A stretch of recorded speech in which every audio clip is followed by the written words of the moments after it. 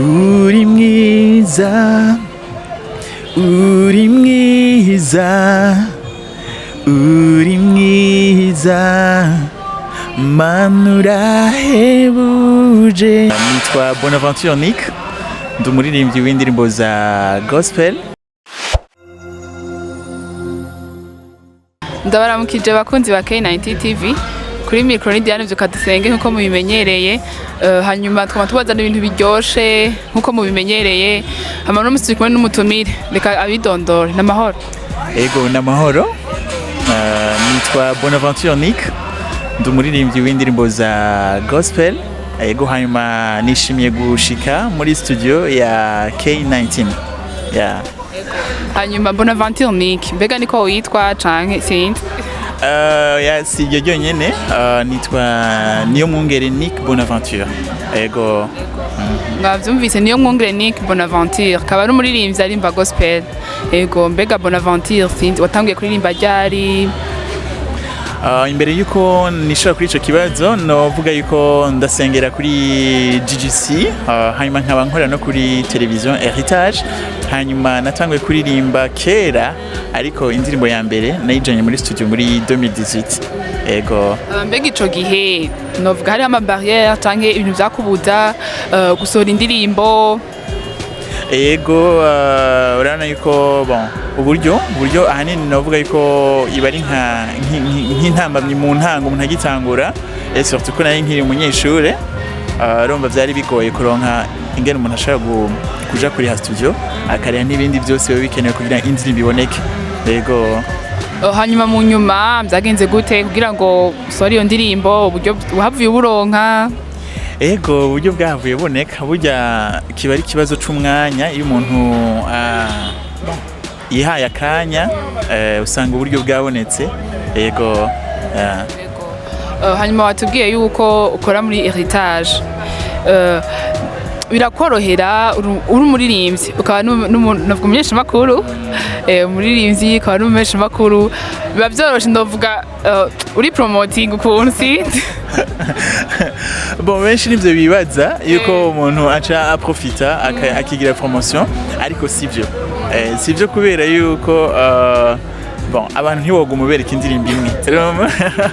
En plus urumva nk'ubunya uri kurakora, uri gukora amasaha menshi, no kuvuga yuko uravuza indirimbo nyinshi, abarimvyi benshi, ahubwo novuga yuko byaramfashije gutahura abandi baririmbyi b'abarundi, ku buryo usanga mu by'ukuri nakaryo keza ko gushobora kubashigikira. Ego, yeah. Urumviza n'ubutumwa donc mu byo baririmba, novuga nawe ukagira ide kubera novuga uhura n'indirimbo nyinshi quand même. Exactement. Ego. Hanyuma ufite indirimbo zingahe? Watubwiye ko watangiye kurimba 2018, niho watangiye gusohora indirimbo, ubugeze ku ndirimbo zingahe? Muri kino gihe turiko turakora kino kiganiro, mfise album yuzuye yarasohotse, isohotse mu mpera z'ukwezi kwa kane. Ni album y'indirimbo 10 zose zo guhimbaza Imana za worship. Iyo album yitwa gute? Ni album yitwa Urumwami. Ego, album nziza cyane. Ko muri izo ndirimbo 10 bari indirimbo uvuga ati indirimbo vraiment ndayikunda, sinzi mbona umengo ifise ibintu vyinshi, usanga hari ikintu uvuga ati jya kintu ndagikunda ukagitora mu bindi bintu vyose, iyo biri mu ndirimbo. Ego nivyo, harimo indirimbo zose ziryoshe, zose zirandyohera, mugabo mu by'ukuri hariho harimo zimwe, hariho nk'indirimbo yabaye ya mbere kuri Buja FM mu kwezi kwa kane, yabaye chanson du mois. Bon, nukuvuga ko yakunzwe n'abantu benshi. Naje nace ndayikunda kubera ukuntu yagumye vuga kenshi, kandi ukabona n'ukuntu abantu bashoboye kuyigira ko feedback nziza cyane. Ego. Yitwa uri mwiza. Ego. Akapera petit morceau. Okay.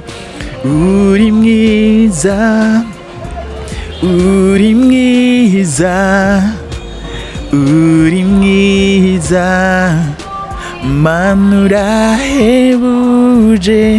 Uri mwiza, uri mwiza, uri mwiza, uhoraho we. C'est ça. Uri mwiza, uri umwami. ego hanyuma watubwiye yuko album ari indirimbo 10 mbega nta makora barimwo nibyo ndafise abaririmbyi bashika kuri batatu bane gutyo bashoboye kumfasha kuri iyi album yego hariyo nakoranye n'umuririmbyi yitwa Nohask hariyo nakoranye n'uwitwa Landry hariyo nakoranye n'uwitwa Didier na Landry na Nanette none abo bose nabo muri GGC ego bose nabo muri GGC urumva yuko dufise communauté y'abaririmbyi benshi muri GGC ego ku buryo usanga biba vyoroshe kubaronka hafi ni famille ndiko n'umuryango fete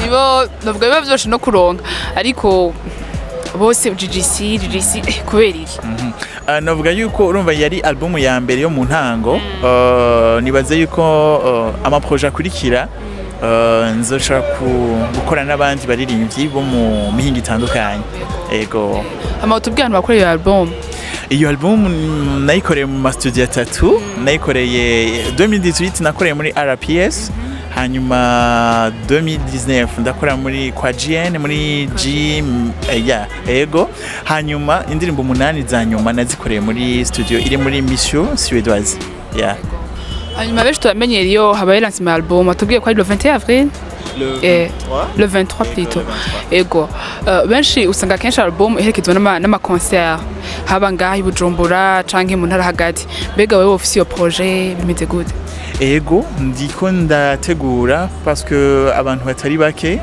bakiriye neza iyi album baransavye yuko twotegura ibikorwa ama concert kugira ngo dushobore guhurira hamwe tuzirimbire hamwe rero ndiko ndabitegura mu mpera yari noci 2021 nzokora ama concert hano mu gisagara ca Bujumbura aussi ndana prévoya gukorera mu ntara zitandukanye z'igihugu cy'u Burundi turamenyereye kenshi abantu nk'ababwo muri gospel kandi mukaba muri novuga mukaba muri no mu masengero kenshi usanga ama concert donc baja muri église kanaka akaba ariyo worship nyene concert akaba ari hibera mbega nawe nivyo tukwiteze ko ahazoja muri GGC cyangwa urondera indi église sinzi bimeze gute nzurondera ibibanza bitandukanye hanyuma igituma ca église nuko nibaza yuko ni kibanza ciza kandi biba vyoroshe ko umuntu aharonka rero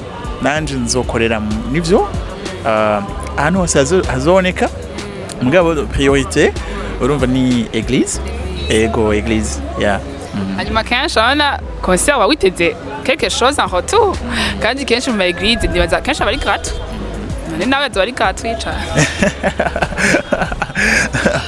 en fait novuga yuko byose bivana na organisation aussi n'umutima nibaza ko uba kuko urumva kugira ama événement ari gratuit ni vyiza no kuvuga ubutumwa bwiza mugabo hariho ico ukeneye kugira ngo ushobore kudevelopa ico gikorwa ushobore gukora n'indi album ushobore no gukora ama clip novuga yuko nasoye album iri itabona ni audio muri kino gihe nukuvuga yuko dusavye abantu ko bashigikira abaterera ikintu nibaza ko tutaziba twexagere quand même kugira ngo dushobore kudevelopa igikorwa dukore ama video dukore n'indi album kuko de toutes les façons abantu baguma bakeneye indirimbo nshasha Bonaventure ndibaza nawe utari bwatangure kuririmba urakurikirana kenshi gospel nga mu Burundi ndibaza ama gospel bikorera mu Burundi bimeze gute